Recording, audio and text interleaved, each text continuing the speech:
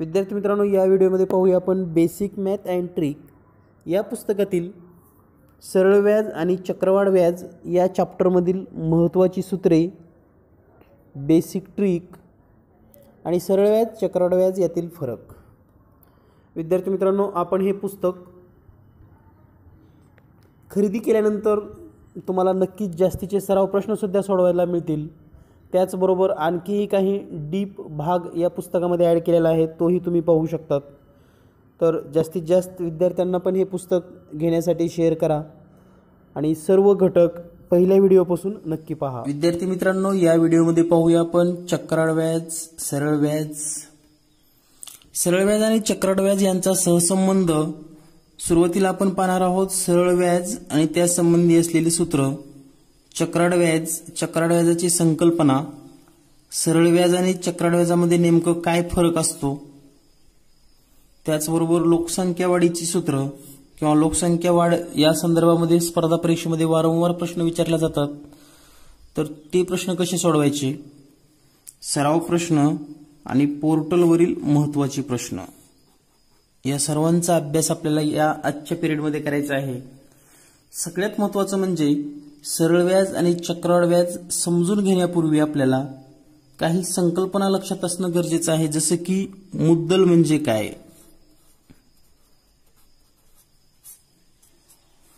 त्यानंतर दर म्हणजे काय,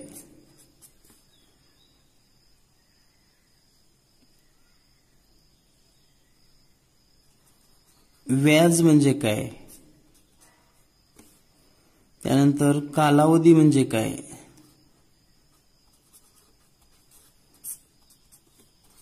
रास म्हणजे काय. तर ह्या सर्व संकल्पना आपल्याला माहीत असणं गरजेचं आहे. याची व्याख्या किंवा याची जी काही महत्त्वाच्या गोष्टी आहेत या संदर्भामध्ये हे आपल्याला माहिती असलं पाहिजे, तरच आपण उदाहरणं खूप लवकर सोडवू शकतो. जसं आता मुद्दल म्हणजे काय, मुद्दल म्हणजे काय हा जर विचार केला तर आपण कर्जाऊ घेतलेली रक्कम, कर्जाऊ घेतलेली रक्कम म्हणजे त्याला आपण काय म्हणतो, मुद्दल. दर म्हणजे काय, ज्या विशिष्ट दराने म्हणजे विशिष्ट व्याजदर, समजा आपण 100 रुपये घेतले असेल तर त्याला काहीतरी दर असतो. मग त्या 100 रुपयाला 2 रुपये वर्षासाठी, 100 रुपयाला 5 रुपये वर्षासाठी, तर त्याला काय म्हणतात, दर.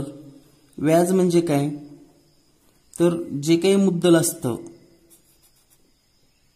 हे मुद्दल वापरल्याबद्दल जी आगाऊ रक्कम आपण भरतो त्याला व्याज असं म्हणतात. म्हणजे मुद्दलाशिवाय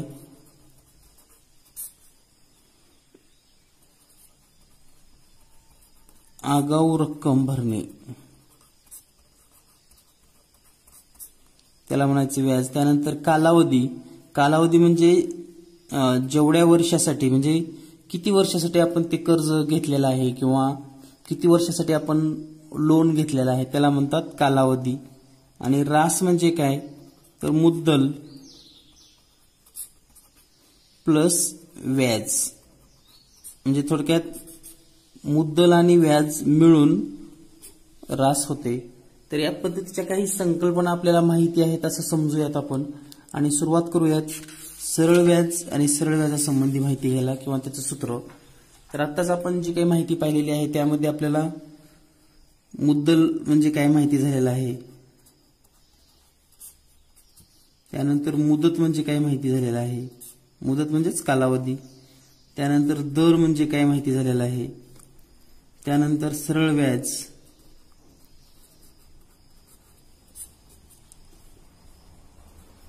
रास, या सर्व संकल्पना आपण आताच पाहिलेल्या आहेत. मुद्दल, मुदत, दर, सरळ व्याज आणि रास. तर सुरुवातीला सरळ व्याजाचं गणित पाहत असताना नेमकं एक सोपं उदाहरण घेतो तुम्हाला, की समजा 100 रुपये आहेत आपल्याकडे. 100 रुपयाला 1 वर्षासाठी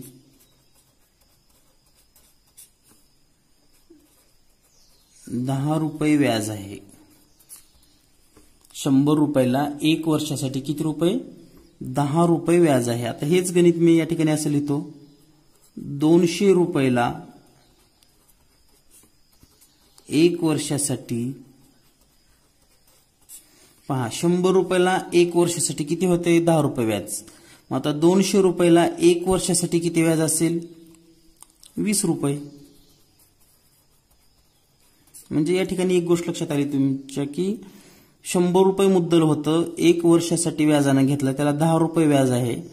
तर आता 200 रुपये केलेले आहेत, तर 200 रुपये म्हणजे या ठिकाणी दुप्पट केलं तर इकडे व्याज पण दुप्पट होईल. त्यानंतर पहा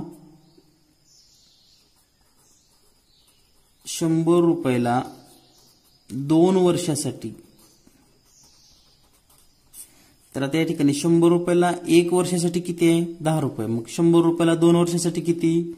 20 रुपये. म्हणजे या ठिकाणी सरळ सरळ व्याज आपल्याला आकारलं जातं, ह्याच्यामध्ये जास्त क्लिष्टता नाही, काय नाही, आणि म्हणून याला सरळ व्याज असं म्हणतात. आणखी या ठिकाणी जर पाहिलं आपण तर 400 रुपयाला 1 वर्षासाठी, पहा 100 रुपयाला 1 वर्षासाठी 10 रुपये, मग 400 रुपयाला 1 वर्षासाठी 40 रुपये. 40 रुपये व्याज आहे. त्यानंतर पहा हेच 400 रुपयाला 3 वर्षासाठी किती व्याज असेल? तर पहा 400 रुपयाला 1 वर्षासाठी किती आहे? 40 आहे. मग 400 रुपयाला 3 वर्षासाठी 40 3 पट म्हणजे 120 रुपये व्याज. तर या सर्व उदाहरणामध्ये आपल्याला लक्षात आलं असेल की व्याजाची आकारणी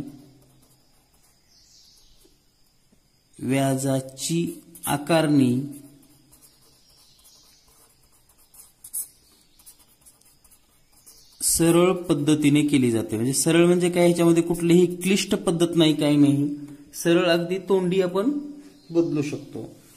तर हेच सरळ व्याजाचं सूत्र आपल्याला जर काढायचं असेल, आता हे आपण या ठिकाणी तोंडी लिहिलेलं आहे, सगळ्या गोष्टी तोंडी सोडवलेला आहे. या ठिकाणी 100 रुपयाला 1 वर्षासाठी 10 रुपये व्याज, 200 रुपयाला 1 वर्षासाठी 20 रुपये व्याज. तसं त्याचं जर सरळ व्याजाचं सूत्रच लिहायचं असेल आपल्याला, तर ते सूत्र असं आहे, सरळ व्याज बरोबर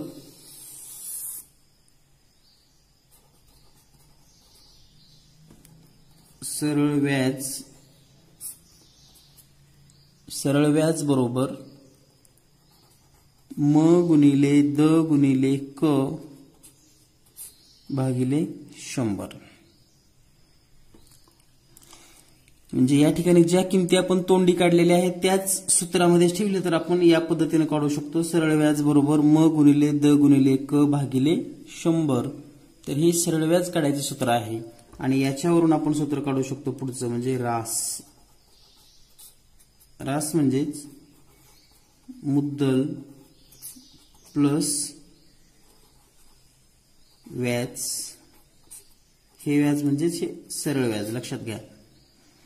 रास म्हणजे मुद्दल प्लस व्याज, आणि या ठिकाणी हे म द क, म म्हणजे मुद्दल, द म्हणजे दर, क म्हणजे कालावधी. हेच सूत्र इंग्लिश माध्यमातून जर लिहिलं तर आपण असं लिहू शकतो, सिंपल इंटरेस्ट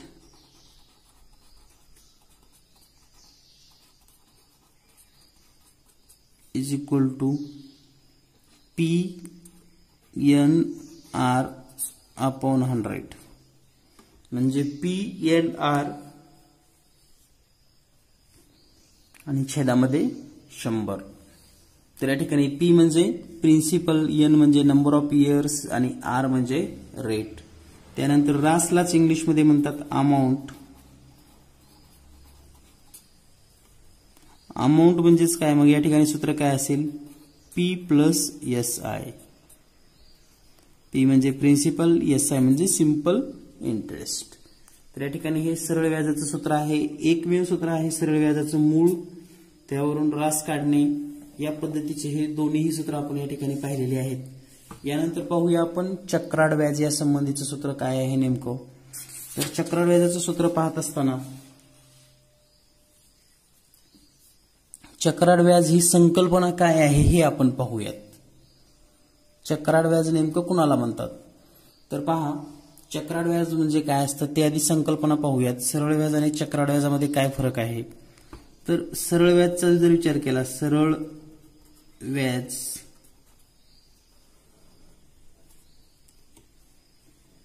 समजा आपण सरळ व्याजामध्ये 1,000 रुपये मुद्दल आहे. 1,000 रुपये मुद्दल,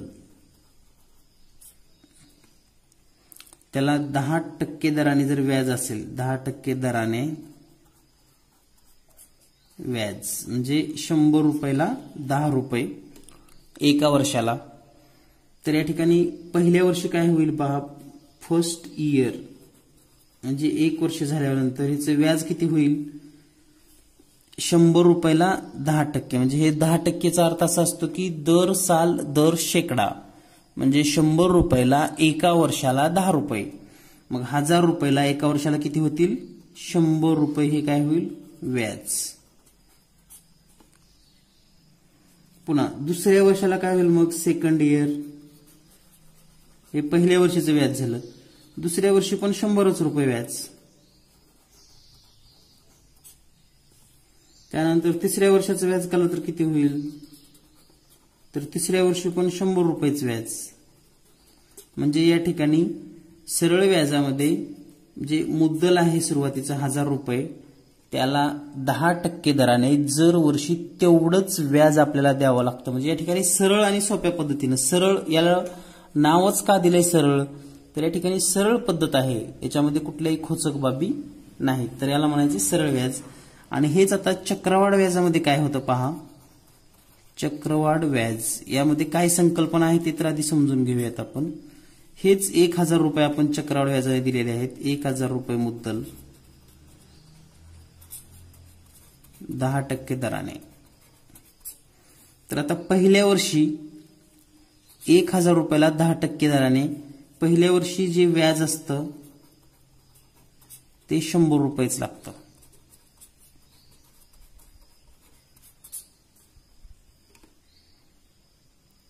आणि आणखी एक, या ठिकाणी प्रत्येक वर्षी जे मुद्दल आहे ते 1,000 रुपयेचं, लक्षात घ्या. 1,000 रुपये मुद्दल, 1,000 रुपये मुद्दल, 1,000 रुपये मुद्दल. म्हणजे ह्या 1,000लाच 10% दराने 100 रुपये, 1,000लाच 10% दराने 100 रुपये, 1,000लाच 10% दराने 100 रुपये. आता पहा या ठिकाणी काय आहे, पहिल्या वर्षी फर्स्ट इयरला या ठिकाणी 1,000 रुपयाला 10% दराने 100 रुपये. आता दुसऱ्या वर्षी मात्र काय होतं, हे 100 रुपये आणि हे 1,000 रुपये, किती झाले 1,100 रुपये. तर ह्या 1,100 रुपयाला व्याज लागतं आणि हे जर 10%ने म्हणलं तर 110 रुपये व्याज होतं. पुन्हा तिसऱ्या वर्षी काय होतं, आता सुरुवातीचं किती मुद्दल आहे, इथं मुद्दल किती होतं पहा, 1,000, 1,100 झालं. आता हे 1,100 आणि हे 110 रुपये म्हणजे किती होणार, 210 रुपये. म्हणजे या ठिकाणी मुद्दल होईल 1,210 रुपयेवर व्याज लागेल आणि ते 10%ने म्हणजे पुन्हा 121 रुपये व्याज लागेल. तर ह्या दोन्हीमध्ये काय डिफरन्स आहे पहा. सरळ व्याजामध्ये पहिल्या वर्षी 100 रुपये व्याज, दुसऱ्या वर्षी 100 रुपये व्याज, तिसऱ्या वर्षी 100 रुपये व्याज. पण चक्रवाढ व्याजामध्ये तसं होत नाही. पहिल्या वर्षी 100, दुसऱ्या वर्षी 110, तिसऱ्या वर्षी 121. म्हणजे हे दर वर्षी असं व्याज वाढतच जातं, म्हणून याला चक्रवाढ व्याज असं म्हटलं जातं. फक्त या ठिकाणी एकच कंडिशन समान अशी आहे की सरळ व्याज किंवा चक्रवाढ व्याजमध्ये पहिल्या वर्षीचं व्याज समानच असतं. सरळ व्याज आणि चक्रवाढ व्याजमध्ये पहिल्या वर्षीचं व्याज जे आहे ते समान असतं. दुसऱ्या वर्षीपासून मात्र इकडे 100 रुपये, इकडे 110 रुपये, इकडे 100 रुपये, 121 रुपये अशा प्रकारे हे व्याज आकारलं जातं. सगळ्यात सोपं जर सांगायचं असेल ना तुम्हाला, चक्रवाढ व्याज कोणाला म्हणतात, तर पहा चक्रवाढ व्याज कुणाला म्हणतात किंवा एखादा सावकार चक्रवाढ व्याज कसं लावतो पहा, म्हणजे आपल्याला लक्षात येईल. समजा आपण एखाद्या सावकाराकडून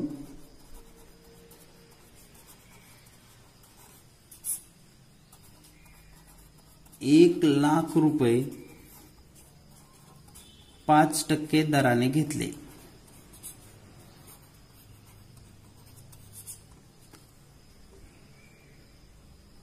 ₹1,00,000 5% दराने घेतले आणि हे सावकाराचं व्याज महिन्याला असते हे माहिती आहे तुम्हाला. महिन्याला 5%. याचा अर्थ वर्षाला किती टक्के झाले? 12 महिन्याचे 12 पंचे 60%. 60% म्हणजे 1 वर्ष पूर्ण झाल्यावर, 1 वर्ष पूर्ण झाले की हा सावकार काय म्हणतो आपल्याला, आपलं जे काही मुद्दल आहे ते आहे 1,00,000 आणि व्याज जे झालं ते 60,000 रुपये. म्हणजे टोटल किती देणं झालं सावकाराचं आपलं? 1,60,000 रुपये. मग आता हा सावकार काय म्हणतो, हे 60,000 रुपये व्याजाचे परत भरा, किंवा म्हणजे व्याज तेवढं भरा, मुद्दल पुढे चालू ठेवा. आणि जर तुम्ही हे मुद्दल म्हणजे व्याज नाही देऊ शकलात तर तुम्हाला पुढच्या वर्षी म्हणजे दुसऱ्या वर्षापासून 1,60,000 रुपयाला 5% व्याज लावतो तो. म्हणजे तुम्ही जे व्याज परत केलं नाही ना, तर त्या व्याजाला व्याज लावलं त्यानं, लक्षात घ्या. म्हणजे आता इथं 1,00,000, अगोदर 1,00,000ला 5% होतं, आता 1,60,000 रुपयाला 5% लावणार. म्हणजे दुसऱ्या वर्षीचं जे व्याज आहे ना, दुसऱ्या वर्षीचं जे व्याज ते पुन्हा हे 1,60,000 रुपयाला आपल्याला द्यावं लागणार. म्हणजे या ठिकाणी एक गोष्ट लक्षात आली असेल तुमच्या, की 1,00,000 मुद्दल घेतलं होतं. म्हणजे सावकाराकडून जे वेगवेगळ्या ठिकाणी म्हणजे ग्रामीण भागामध्ये शेती विकणे वगैरे असं जे होतं, त्याचं कारणच हे आहे की ते सावकार व्याजाला व्याज लावतात. ऑलरेडी 1,00,000 रुपये घेतलेलं असतं, पुढच्या वर्षी 1,60,000 होतात. मग तो सावकार म्हणतो 1,60,000 रुपये 60,000 व्याज भरा, 1,00,000 व्याजानं ठेवा चालू पुढे. मग ते शेतकऱ्याकडे पैसे नसतात, मग तो सावकार करतो 1,60,000 रुपयाला 5% लावतो. म्हणजे एक गोष्ट लक्षात आली असेल की तुम्हाला व्याजाला व्याज लावणे, व्याजाला व्याज लावणे म्हणजेच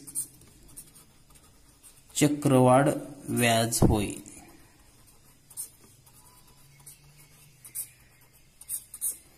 तर पहा, व्याजाला व्याज लावणे म्हणजे चक्रवाढ व्याज होय. ही संकल्पना तुमच्या आता कायमस्वरूपी लक्षात राहिली असेल.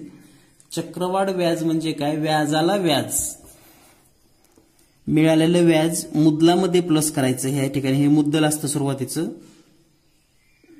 मिळालेलं व्याज मुद्दलामध्ये प्लस करायचं आणि त्याला पुन्हा व्याज लावायचं. पुन्हा दुसऱ्या वर्षी ह्याला जे काही व्याज येईल ते व्याज पुन्हा ह्या 1,60,000 मध्ये मिळवायचं. म्हणजे थोडक्यात 1-2-3 वर्ष जर गेले ना, तर या शेतकऱ्याचं मुद्दलच होतं 8,00,000 रुपये आणि पुन्हा 8,00,000ला व्याज लागतं. म्हणजे अशा प्रकारचा हा भाग आहे. तर हे चक्रवाढ व्याजाचं काढायचं सूत्र आपल्याला माहिती आहे सर्वांना, फक्त या ठिकाणी संकल्पना आपण समजून घेतलेल्या आहेत. तर चक्रवाढ व्याज काढायचं सूत्र जे आहे, चक्रवाढ व्याज,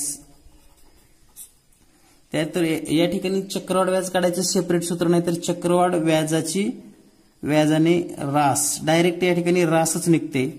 रास काढायचं सूत्र आहे P कंसात 1 अधिक R/100 कंसाचा घातांक n.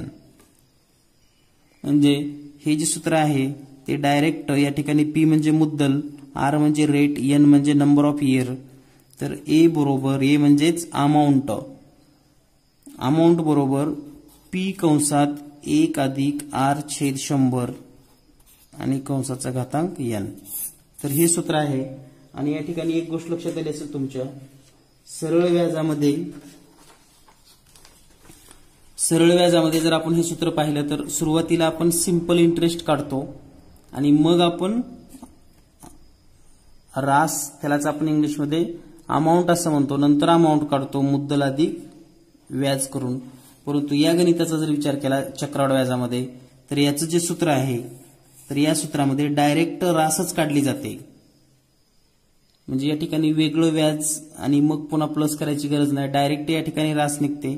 या ठिकाणी मात्र रास काढताना आपण सुरुवातीला सिंपल इंटरेस्ट काढतो आणि मग ते मुद्दलामध्ये प्लस करून आपल्याला रास मिळते किंवा अमाऊंट मिळते.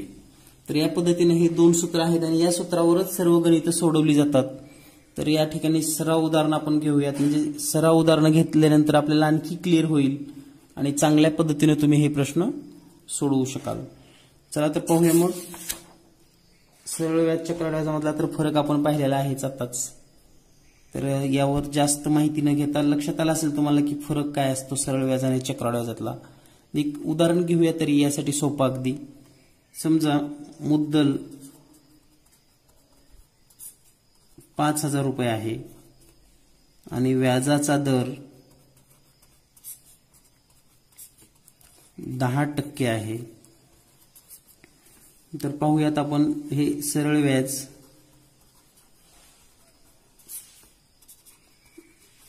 चक्रवाढ व्याज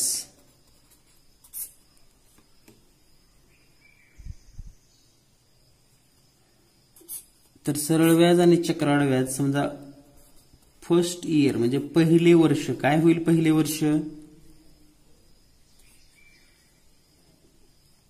पहिले वर्ष मुद्दल किती असेल. मुद्दल 5,000 रुपये आणि ह्या 5,000ला 10%नी 5,000ला 10%नी सरळ व्याजामध्ये या ठिकाणी व्याज किती मिळेल. 10%. 5,000च्या 10% म्हणजे 500 रुपये. इकडे चक्रवाढ व्याजामध्ये पण मुद्दल किती असेल. 5,000 रुपये आणि 10% व्याजदराने या ठिकाणी व्याज मिळेल 500 रुपये. तर हे लक्षात घ्या की पहिल्या वर्षीचं सरळ व्याज आणि चक्रवाढ व्याज हे सारखंच असतं. पहिल्या वर्षामध्ये काही फरक पडत नसतो. आता सेकंड इयर म्हणजे दुसरं वर्ष. आता दुसऱ्या वर्षी आता मुद्दल काय पाहिजे या ठिकाणी. मुद्दल या ठिकाणी 5,000 रुपयेच राहील. 5,000 रुपयेच मुद्दल आहे आणि व्याज किती होईल मग ह्याचं व्याज. तर या ठिकाणी हे 5,000 रुपये आणि याचं व्याज किती असणार आहे 500 रुपये. ह्या दुसऱ्या वर्षाचं फक्त सांगतोय बरं का, लक्षात घ्या. आता इकडं काय होईल मुद्दल. तर या ठिकाणी मुद्दल आता 5,000 रुपये. इकडं मुद्दल 5च राहिलं. पहिल्या वर्षी पण 5, दुसऱ्या वर्षी पण 5. आता इथं काय होतंय हे 5,000 रुपये आणि हे 500 म्हणजे या ठिकाणी मुद्दल आणि हे व्याज मिळून 5,500 रुपये मुद्दल होतं. आणि याचं जर व्याज काढलं तर या ठिकाणी व्याज या 5,500 रुपयाच्या 10% म्हणजे या ठिकाणी येईल 5,050 रुपये. तर आता आपण फक्त व्याजाचा जर विचार केला, या 2 वर्षाचाच व्याजाचा विचार केला, एकूण व्याज तर हे 500 रुपये आणि हे 500 रुपये किती झाले 1,000 रुपये व्याज झालं. हे सरळ व्याजाचं चालू आहे लक्षात घ्या. 1,000 रुपये व्याज. या ठिकाणी किती व्याज होईल. हे व्याज 500 रुपये आणि हे व्याज 550 रुपये म्हणजे व्याज होईल 1,050 रुपये. तर ही थीम लक्षात घ्या की या ठिकाणी हे 50 रुपये का जास्त आले आपल्याला. 50 रुपये कशामुळे मिळाले जास्त. तर या ठिकाणी 2 वर्षाचं जे काही सरळ व्याज आहे ते 500 रुपये समानच राहतं. परंतु या ठिकाणी काय होतं पहिल्या वर्षी जे 500 रुपये मिळतात त्याला पण व्याज लागतं आणि ह्या 500चं 10% व्याज म्हणजेच हे 50 रुपये जास्त आलेले आहेत. म्हणून आपल्याला परीक्षेमध्ये गणित पण असतात बघा या पद्धतीनं 2 वर्षाच्या चक्रवाढ व्याज व सरळ व्याज तील फरक 50 रुपये आहे. म्हणजे असं आपल्याला सांगितलं जातं की 2 वर्षाच्या चक्रवाढ व्याज व सरळ व्याजातील फरक 50 रुपये आहे. दर 10% असेल दर 10% असेल तर मुद्दल काढा. तर यासारखा प्रश्न परीक्षेमध्ये विचारला जातो आणि यावरही आपण उदाहरणं पाहणार आहोत. परंतु आपल्याला थीम लक्षात आली असेल की सरळ व्याजामध्ये फरक काय असतो. यानंतर पाहूया सरळ व्याज आणि चक्रवाढ व्याज काढण्याची काही उदाहरणे. तर या ठिकाणी पहिलं उदाहरण आहे सरळ व्याजावरील आधारित 8,000 रुपयाचे 3 वर्षाचे दर 6 8,000 रुपयाचे 3 वर्षाचे दर 6 10% दराने सरळ व्याज किती होईल. तर या ठिकाणी पहा पी बरोबर आहे 8,000 रुपये. पी म्हणजे प्रिन्सिपल. 3 वर्षाचे म्हणजे नंबर ऑफ इयर, एन बरोबर 3 इयर. त्यानंतर रेट आहे 10% आणि आपल्याला विचारले एस आहे आणि आपण अमाऊंट सुद्धा काढून घेऊयात नंतर लगेच. तर पहा एस आय बरोबर सूत्र जर लिहिलं आपण एस आय बरोबर PNR अपॉन 100. एस आय ची किंमत काढायची आहे. एस आय बरोबर पी किती आहे आपलं 8,000 रुपये गुणिले एन किती आहे. एन म्हणजे नंबर ऑफ इयर 3 आणि रेट आहे 10. छेदामध्ये हे 100. 1 0 कटेल. इथले एक आणि इथले एक 0 कटेल आणि म्हणून एस आय बरोबर 8 त्रिक 24 आणि हे 2 0 म्हणजे सरळ व्याज किती मिळालं आपल्याला 2400 रुपये. 2,400 रुपये. तर आपल्याला आता ए काढायचं असेल. ए म्हणजेच रास अमाऊंट म्हणतो आपण त्याला. तर सूत्र आहे त्याचं पी प्लस एस आय म्हणजे मुद्दल 8,000 रुपये प्लस एस आय 2,400 रुपये. या दोन्हीची जर बेरीज केली तर 10,400 रुपये आपल्याला काय मिळेल व्याज. किंवा या पद्धतीने आपण हा प्रश्न सोडवू शकतो. यानंतर पाहूया पुढील प्रश्न. पुढचा प्रश्न आहे 5,000 रुपये मुद्दलाचे 3 वर्षात किती टक्के दराने 8,000 रुपये रास होईल. 5,000 रुपये मुद्दलाचे 3 वर्षामध्ये किती टक्के दराने 8,000 रुपये रास होईल. तर पहा या गणिताची माहिती जर लिहिली आपण तर पी बरोबर 5,000 रुपये म्हणजे मुद्दल 5,000 रुपये. एन बरोबर 3 इयर्स. ए बरोबर ए म्हणजेच अमाऊंट रास दिलेली आहे. पहा डायरेक्ट अमाऊंट आहे 8,000 रुपये आणि आपल्याला शोधायचं आहे रेट. तर या ठिकाणी जर आपण ए बरोबरचं सूत्र वापरलं ए बरोबर पी प्लस एस आय तर ए किती दिलेला आहे 8,000 रुपये. पी किती आहे 5,000 रुपये प्लस एस आय आणि म्हणून एस आय म्हणजेच काय हे सरळ व्याज सिंपल इंटरेस्ट. तर सिंपल इंटरेस्ट किती असेल मग एस आय बरोबर हे 5,000 इकडे मायनस होईल म्हणजे 8,000 मायनस 5,000 रुपये बरोबर एस आय बरोबर किती आलं मग 3,000 रुपये. म्हणजे आपल्याला मुद्दल आणि रास माहित असेल तर तोंडी पण आपण व्याज किंवा सरळ व्याज सांगू शकतो. तर या ठिकाणी एस आय बरोबर आहे 3,000 रुपये. आता आपण सूत्र लिहूयात.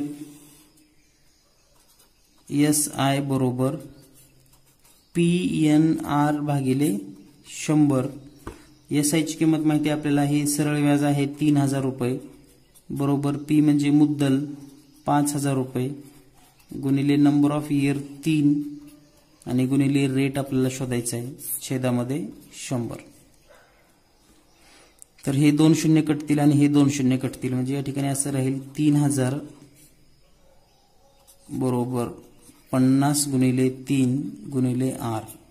आता ह्या आर ची किंमत काढायची असेल तर हे 50 आणि 3 इकडे भागाकारामध्ये येईल आणि म्हणून आर बरोबर 3,000 छेदामध्ये 50 गुणिले 3 0 0 कटलं 3 1 3 3 1 3 आणि हे 0 म्हणजे आर बरोबर 100 भागिले 5 हे 5 आहे ते या ठिकाणी 5 1 5 5 2 10 आणि हे 0 म्हणजे 20%. व्याजाचा दर काय असेल 20%.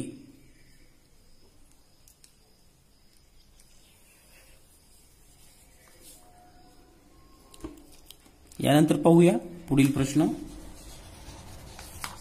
पुढचा प्रश्न आहे 10% द सा द से, म्हणजे या ठिकाणी द सा दशेचा मिनिंग समजला ना तुमच्या. दर साल दर शेकडा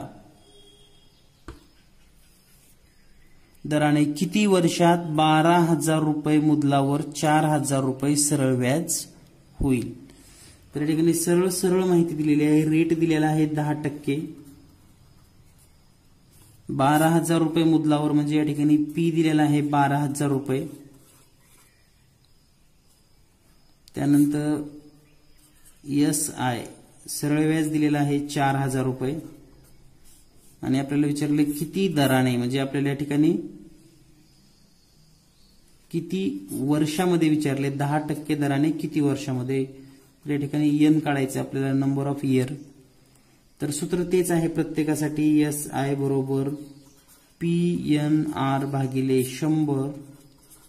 मग SI किती आहे 4,000 रुपये बरोबर पी किती आहे 12,000 गुणिले एन गुणिले 10 आणि छेदामध्ये 100. तर हे एक शून्य कटेल, हे एक शून्य कटेल, इथले एक शून्य, इथले एक शून्य कटेल. आणि आता म्हणून या ठिकाणी एन बरोबर हे 4,000ला छेदामध्ये हे 1200 जाईल. म्हणजे आपण असं लिहू शकतो हे 4,000 छेदामध्ये हे 1200. हे 2 शून्य कटली, 2 शून्य कटली. 12 आणि 40ला जर भागलं तर काय येईल पहा. 12 त्रिक 36, 12 एक 12, 12 त्रिक 36 आणि 4 उरेल बाकी. 4 म्हणजेच काय 4 छेद पुन्हा 12 ने भागायचं राहिलेलं आहे आपल्याला. म्हणजे 4 छेद 1 छेद 12 म्हणजे 3.4/12. हेच व्यवस्थित लिहिलं तर पुन्हा आपण याला 4 एक 4, 4 त्रिकोण 12 म्हणजे 3.1/3 इयर. हे इतकं त्याचं उत्तर असेल. 3.1/3 वर्ष.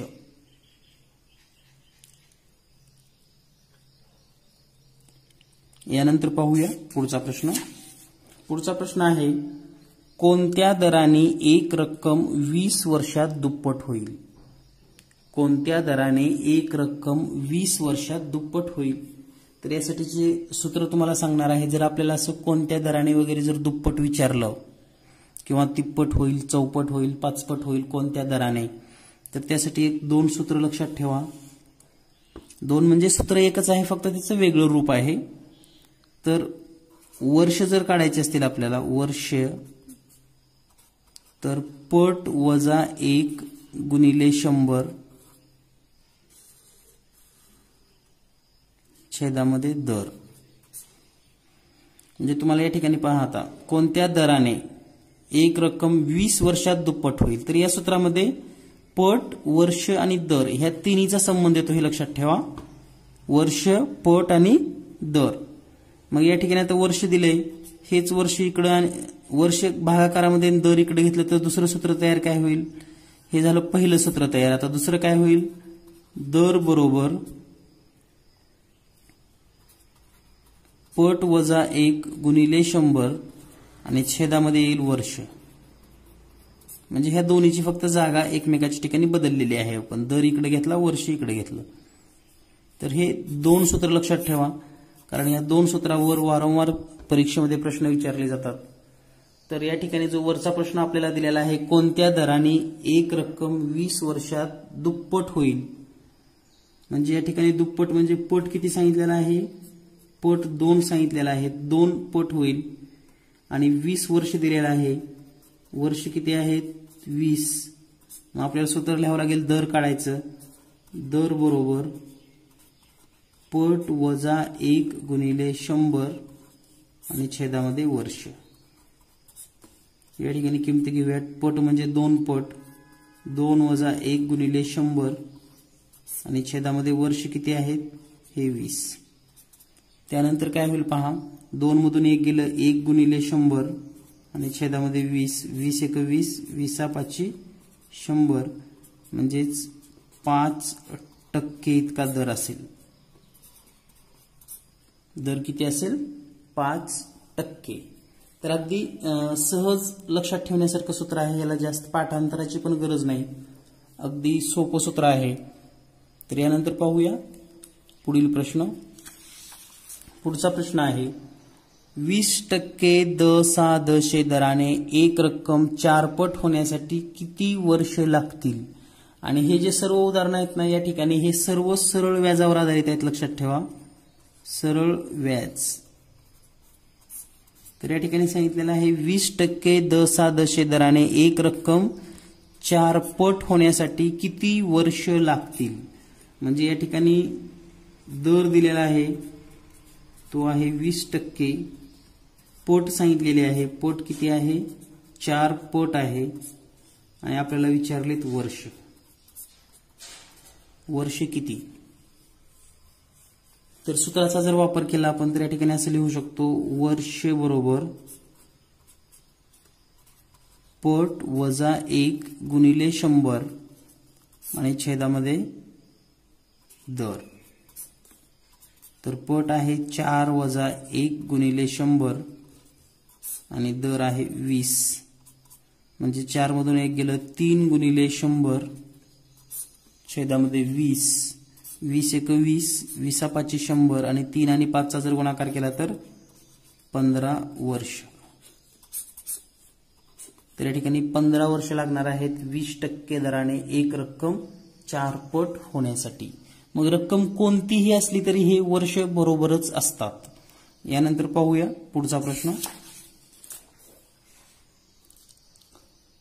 12.5% दराने किती वर्षात मुद्दल 3 पट होईल. मुद्दल 3 पट होईल म्हणजे रक्कम तिप्पट होईल. तर या ठिकाणी दर दिलेला आहे आपणास, दर 12.5% आणि मुद्दल किती पट करायची आहे 3 पट. म्हणजे पट लिहिली तर आपण 3 पट लिहू शकतो. आणि किती वर्षामध्ये म्हणजे आपल्याला काय विचारलेत वर्ष. तर सूत्र आपल्याला माहिती आहे, अतिशय सोपं सूत्र आहे, तर तुमचं पाठ पण झालं असेल. वर्ष बरोबर पट वजा 1 गुणिले 100 आणि छेदामध्ये असेल दर.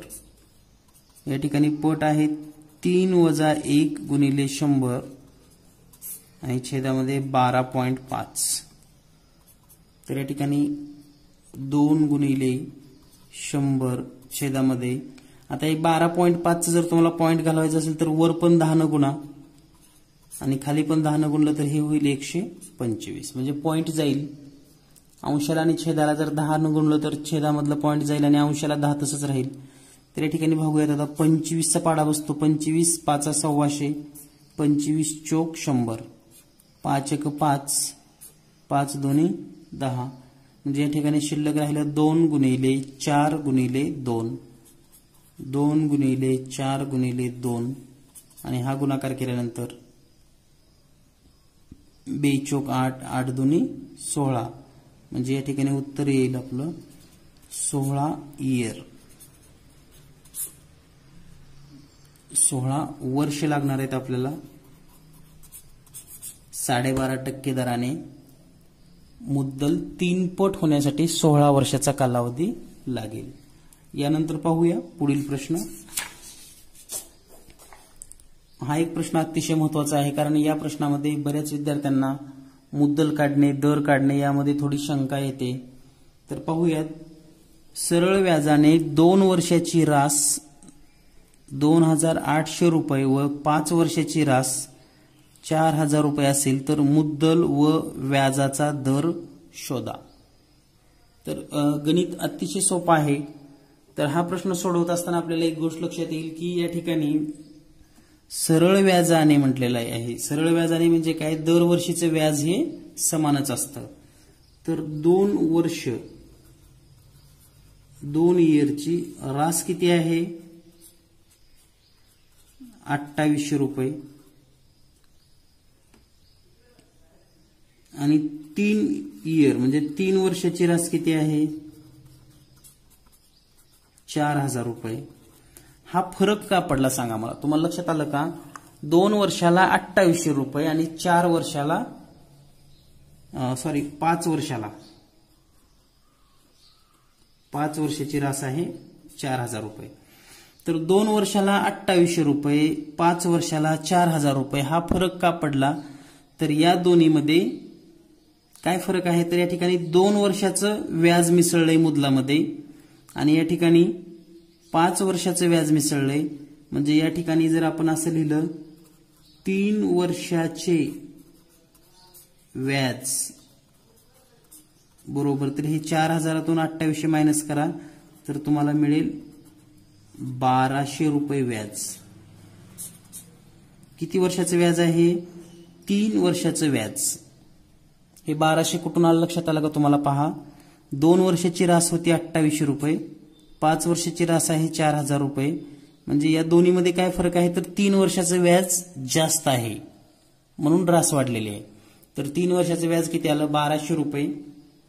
3 वर्षाचं व्याज 1200 रुपये. मग 1 वर्षाचं व्याज किती असेल? 1 वर्षाचे व्याज तर ते असेल 400 रुपये. या ठिकाणी पहिल्या ओळीमध्ये 2 वर्षाची रास किती आहे? 2800 रुपये. मग 2 वर्षाचे व्याज किती असेल? 2 वर्षाचे व्याज. हा प्रश्न अगदी तोंडी सुटतो म्हणून आपण हे लिहू शकतो, लक्षात घ्या. 2 वर्षाचे व्याज किती आहे? 800 रुपये. आता ह्या पहिल्या 2800 मध्ये रास आहे आणि 2 वर्षाचं व्याज पण म्हणजे या ठिकाणी प्लस केलंय म्हणून या ठिकाणी मुद्दल किती असेल? या 2800 मधून हे 800 रुपये वजा करा तर 2000 रुपये मुद्दल असेल. तर पहा, ही संकल्पना अतिशय सोपी आहे. आणखी एकदा रिपीट करतो मी. 2 वर्षाची रास 2800 रुपये, 5 वर्षाची रास 4000 रुपये. म्हणून या दोन्हीतला डिफरन्स म्हणजे 3 वर्षाचं व्याज 1200 रुपये, 1 वर्षाचं व्याज 3 वर्षाचं 1200 म्हणून 1 वर्षाचं व्याज 400 रुपये, 2 वर्षाचं व्याज 800 रुपये. 2 वर्षाचं व्याज 800 रुपये ह्याच्यातून मायनस केलं 2800 मधून म्हणून राहिलं मुद्दल 2000 रुपये. आणि आता आपल्याला मुद्दल मिळालेला आहे. आता आपण व्याजाचा दर शोधणार आहोत. तर या ठिकाणी पहा, पी बरोबर दिलेला आहे 2000 रुपये. नंबर ऑफ वर्ष म्हणजे 2 वर्ष. एसआय त्याला आलेला आहे 800 रुपये एसआय झालेला आहे. हा 2 वर्षाचं व्याज 800 रुपये, मुद्दल 2000 रुपये, नंबर ऑफ इयर 2 वर्ष आणि आपल्याला काढायचं आहे रेट. तर या ठिकाणी सूत्र लिहावं लागेल आपल्याला. एस आय बरोबर PNR भागिले 100. एस आय किती आहे? 800 रुपये बरोबर पी किती आहे? 2000 रुपये गुणिले एन 2 वर्ष गुणिले आर छेदामध्ये 100. तर हे 2 शून्य आणि हे 2 शून्य कटली. तर या ठिकाणी काय राहील? आता हे आर ची किंमत काढायची म्हणजे हे 20 आणि हे 2 इकडे भागाकारामध्ये येईल. म्हणजे आर बरोबर 800 छेदामध्ये 20 गुणिले 2. हे 0 0 कटली. बे 1 बे, बे चौक 8 आणि हे 0, बे 1 बे, बे 2 4 आणि हे 0. म्हणजे उत्तर आलं 20 आणि म्हणून रेट आला 20%. तर हे गणित सोडवत असताना महत्वाच्या गोष्टी कोणत्या लक्षात ठेवायच्या हे पहा. या ठिकाणी 2 वर्षाची रास दिलेली आहे, 3 वर्षाची रास दिली. यावरून सुरुवातीला आपल्याला 1 वर्षाचं व्याज काढून घ्यायचं आहे. 1 वर्षाचं व्याज काढून घेतल्यानंतर आपण मुद्दल काढून घेणार आहोत आणि मुद्दल काढून घेतल्यानंतर पुन्हा आपण गणिताची मांडणी करणार आहोत आणि या ठिकाणी दर शोधता येतो. यानंतर पाहूया पुढचा प्रश्न. पुढचा प्रश्न आहे, सरळ व्याजाने 3 वर्षाची रास, सरळ व्याजाने 3 वर्षाची रास 6500 असून 5 वर्षाची रास 7500 रुपये असेल तर व्याजाचा दर काय असेल? तर पहा, अगदी तोंडी तुम्ही याची पण मांडणी करू शकतात.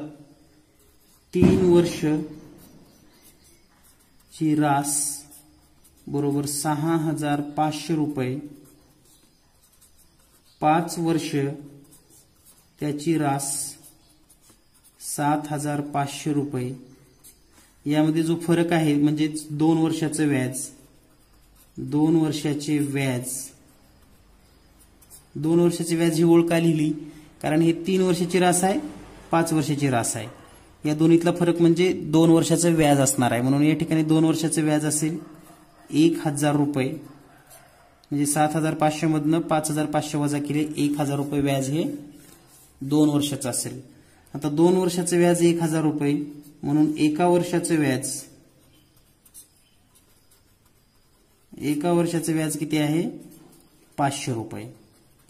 आता पहिल्या कंडिशनमध्ये 3 वर्षाची रास दिली आहे म्हणून आपण 3 वर्षाचे व्याज काढूया. 3 वर्षाचे व्याज, एका वर्षाचं 5, 3 वर्षाचं 1500 रुपये. आणि म्हणून मुद्दल काढायचे असेल आपल्याला तर मुद्दल किती असणार, हे 1500 रुपये 3 वर्षाचं व्याज आहे, 3 वर्षाची रास आहे 6500, त्याच्यातून या 6500 मधनं हे 1500 वजा करा, मुद्दल राहील 5000 रुपये. तर या ठिकाणी हे सगळं तोंडी कॅल्क्युलेशन करून सुरुवातीला मुद्दल काढायचंय आणि त्यानंतर मग आपण सूत्र लिहिणार आहोत SI बरोबर PNR भागिले 100. SI किती आहे 3 वर्षाचं व्याज 1500 रुपये बरोबर P म्हणजे मुद्दल किती आहे 5000 रुपये गुणिले नंबर ऑफ इयर्स किती आहेत, हे 3 वर्षाचं सगळे व्याज आहे म्हणून याला नंबर ऑफ इयर 3 आणि रेट काढायचे म्हणून तसंच ठेवा. छेदामध्ये हे 100, 2 शून्य कटली 2 शून्य कटली. त्यानंतर R बरोबर हे 1500 आणि छेदामध्ये हे 50 गुणिले 3, 0 0 कटलेला आहे. त्यानंतर 3 1 3, 3 5 15 आणि हे 0, 5 1 5, 5 1 5 आणि हे 0 म्हणून R बरोबर 10%. R बरोबर 10% इतका रेट असेल. यानंतर पाहूया पुढील उदाहरण. 3000 रुपये व 4 वर्षाची रास 4000 रुपये आहे, तर मुद्दल व दर शोधा. अगदी तेच गणित आहे. 2 वर्षाची रास 3000 रुपये आहे, 4 वर्षाची रास 4000 रुपये आहे. म्हणजेच या ठिकाणी 2 वर्ष आणि 4 वर्ष, 2 वर्षाचे व्याज काढावं लागेल आपल्याला. आता 2 वर्षाचे व्याज म्हणजे ह्या दोन्हीतला फरक 1000 रुपये. 4000तून 3000 वजा केले की आपल्याला 1000 रुपये व्याज मिळतं. त्यानंतर एका वर्षाचे व्याज 2 वर्षाचे व्याज किती आहे 1000 रुपये म्हणून एका वर्षाचे व्याज किती असेल 500 रुपये. आता एका वर्षाचे व्याज 500 रुपये, मग या ठिकाणी 2 वर्षाची रास आहे म्हणून 2 वर्षाचे व्याज या ठिकाणी होतच 2 वर्षाचे व्याज, काही गरज नव्हती आपल्याला काढायची, तरी पण आपण आपल्या पद्धतीने पूर्ण करून घेऊयात. 1000 रुपये आणि म्हणून मुद्दल किती असेल मग पहा, 2 वर्षाचे व्याज 1000 रुपये आहे, 2 वर्षाची रास 3000 रुपये आहे आणि म्हणून मुद्दल असेल 2000 रुपये. तर या ठिकाणी 2000 रुपये मुद्दल आलेला आहे. तर आपण SI चं जर सूत्र लिहिलं SI बरोबर PNR भागिले 100. SI म्हणजे किती आहे मग SI 1000 रुपये, मुद्दल किती आहे 2000 रुपये गुणिले नंबर ऑफ इयर किती आहे ते 2 आणि रेट काढायचे. छेदामध्ये हे 100, हे 2 शून्य कटली 2 शून्य कटली आणि म्हणून R बरोबर हे 1000 छेदामध्ये हे 20 गुणिले 2, भागाकारामध्ये आलं 0 0 कटलं, बे 1 बे, बे 5 10 आणि हे 0, बे 1 बे, बे 2 4 1 उरलं, बे 5 10 म्हणजे R बरोबर 25%. R किती असेल 25%. तर हा तो व्याजाचा दर असेल. यानंतर पाहूया पुढील उदाहरण. पुढील उदाहरण आहे 1000 रुपये मुद्दलाचे 2 वर्षाचे 10% दराने चक्रवाढ व्याजाने होणारी रास किती असेल. तर या ठिकाणी आता चक्रवाढ व्याजाचे आपण उदाहरण पाहणार आहोत. 1000 रुपये मुद्दलाचे 2 वर्षाचे 10% दराने, म्हणजे या ठिकाणी P आहे 10000 रुपये, नंबर ऑफ इयर म्हणजेच 2, रेट आहे 10% आणि आपल्याला विचारले अमाऊंट किती आहे. तर आपल्याला चक्रवाढ व्याजामध्ये डायरेक्ट अमाऊंट मिळतं पी बरोबर ए बरोबर पी कंसात 1 अधिक आर छेद 100 कंसाचा घातांक n. तर या ठिकाणी जर किमती ठेवल्या पी म्हणजे हे 10,000 प्लस हे 1 अधिक आर किती दिलंय 10/100 कंसाचा घातांक n म्हणजे 2. तर बऱ्याच विद्यार्थ्यांना या ठिकाणी हे घातांक करत असताना यांची बेरीज वजाबाकी करताना या ठिकाणी चुका होतात म्हणून उत्तर येत नाही. तर पहा हे 10,000 रुपये कंसात 100 एक 100 आणि हे 10 म्हणजे हे 110 छेदामध्ये 100 कंसाचा वर्ग. तर हे जर कॅल्क्युलेशन व्यवस्थित लिहिलं तर ए बरोबर हे 10,000 रुपये गुणिले 110 छेद 100 चा वर्ग. या ठिकाणी 1 शून्य जर कट केलं तरी पण चालतं किंवा डायरेक्ट लिहिलं तरी चालतं. तर या ठिकाणी 110 गुणिले 110 आणि छेदामध्ये 100 गुणिले 100 वर्ग आहे म्हणून हे 2 वेळेस लिहिलेलं आहे.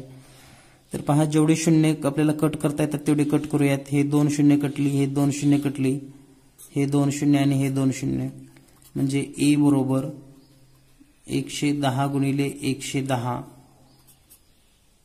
11 आणि 11चा गुणाकार माहिती आपल्याला 121 आणि हे 2 शून्य. तर या ठिकाणी उत्तर येईल अमाऊंट बरोबर 12,100 रुपये. तर चक्रवाढ व्याजाने ती अमाऊंट किती होईल 12,100 रुपये. आणि जर आपल्याला चक्रवाढ व्याजामध्ये जर आपल्याला चक्रवाढ व्याजाने जर व्याज विचारलं फक्त व्याज तर 12,100 मधून हे मुद्दल वजा करा.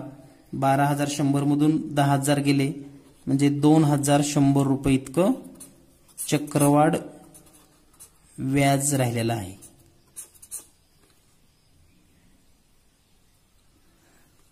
यानंतर पाहूया पुढील प्रश्न. पुढचा प्रश्न आहे 20,000 रुपये रक्कम 5% दराने चक्रवाढ व्याजाने 3 वर्षासाठी दिल्यास व्याज किती होईल. तर आता पद्धत तीच वापरायची आपल्याला. पी बरोबर 20,000 रुपये रक्कम आहे 5% दराने म्हणजे रेट आहे 5% आणि नंबर ऑफ इयर्स आहेत 3. व्याज किती विचारले या ठिकाणी अमाऊंट विचारलेलं नाही लक्षात घ्या. व्याज किती तर ए बरोबर पी कंसात 1 अधिक आर छेद 100 कंसाचा घातांक n म्हणजे पी आहे हे 20,000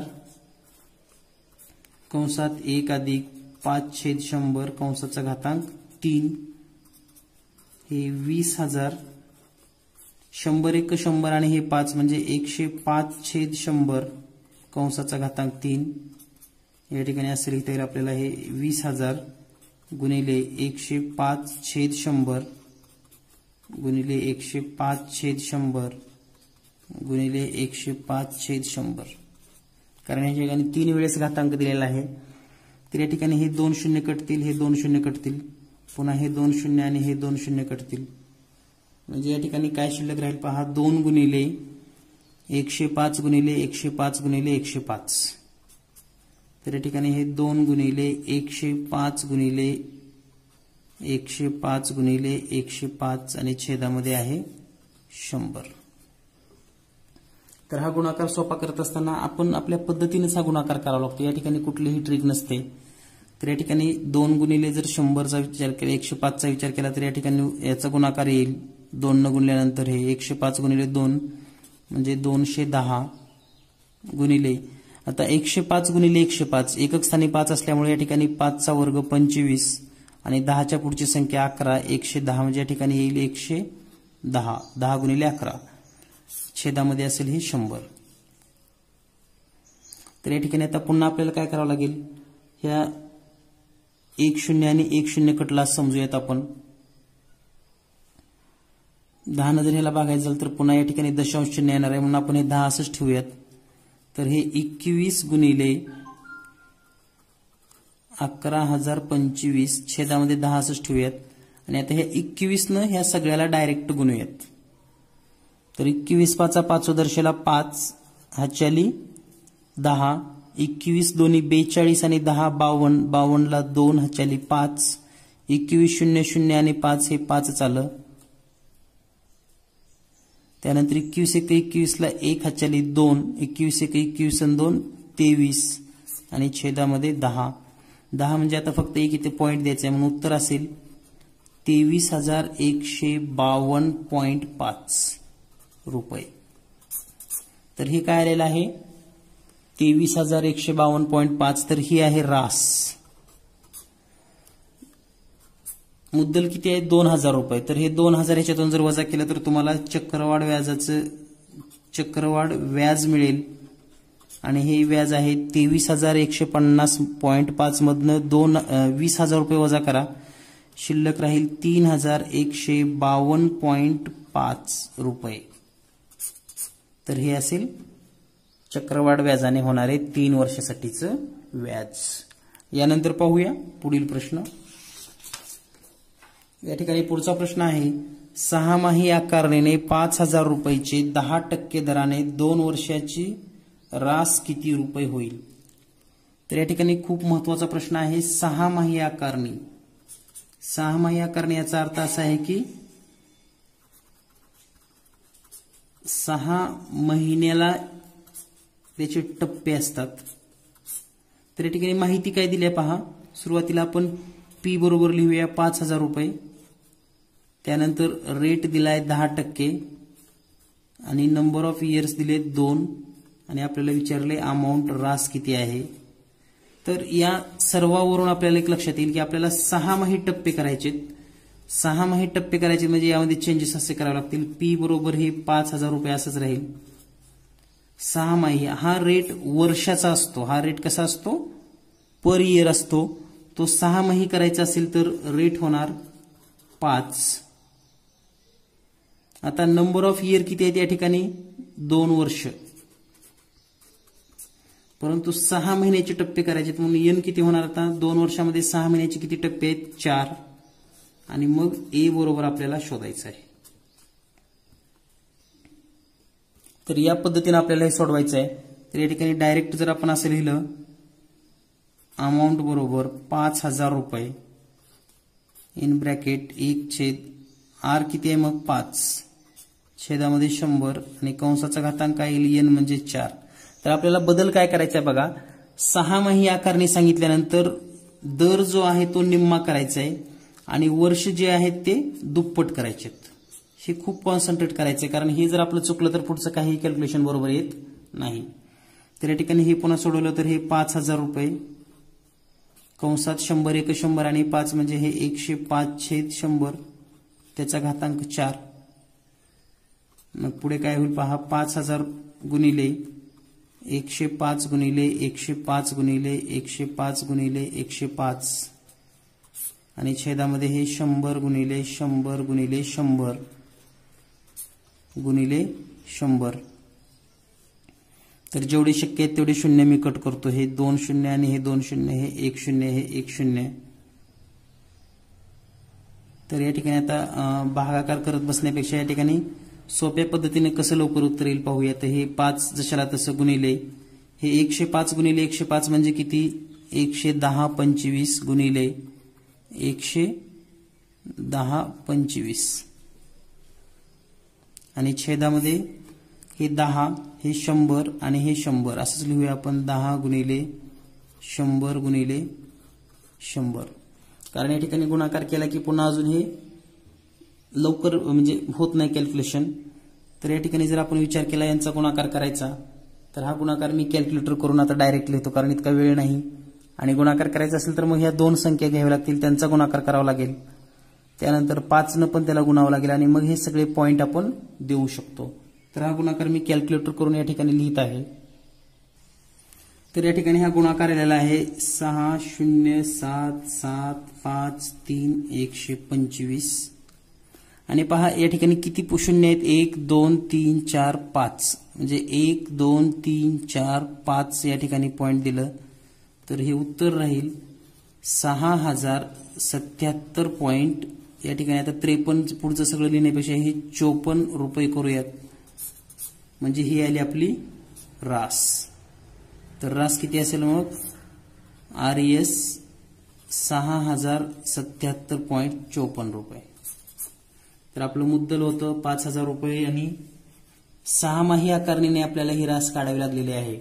तर या पद्धतीनं आपण या ठिकाणी सरळ व्याजाबद्दल डिटेल्स माहिती, त्याचबरोबर चक्रवाढ पण डिटेल माहिती आणि सविस्तर अशी सर्व उदाहरणे या ठिकाणी सोडवून घेतलेली आहेत.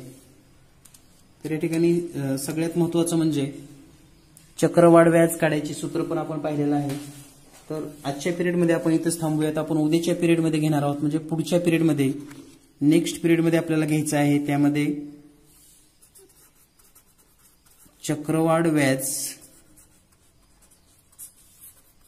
संबंधी आणखी एक सूत्र दिलेलं आहे. त्याचबरोबर चक्रवाढ व्याज व सरळ व्याज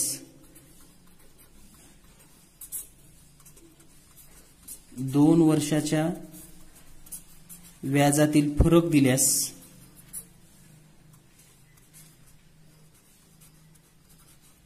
मुद्दल काढणे, त्यानंतर लोकसंख्या वाढ या संबंधीचे प्रश्न, कारण लोकसंख्या वाढ 10% दराने वार्षिक वगैरे असे प्रश्न विचारले जातात. आणि सर्वात महत्त्वाचं पोर्टलवरील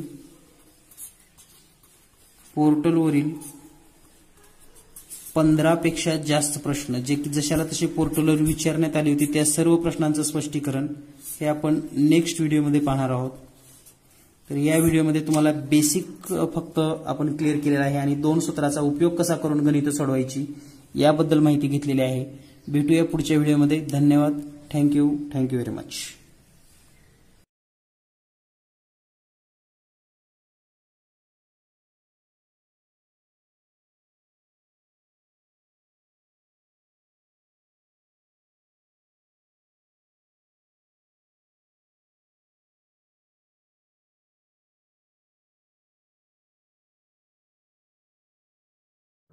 विद्यार्थी मित्रांनो, जीनियस मॅथ पोलीस भरती विशेष गणित बुद्धिमत्ता 2800 प्रश्न असलेला गेस प्रश्नसंच आपणास घरपोच हवा असेल तर आपण या नंबरवर संपर्क साधू शकतात.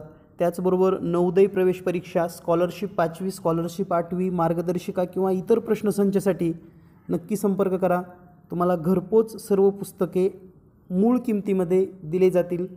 भेटूया लवकरच पुढील व्हिडिओमध्ये.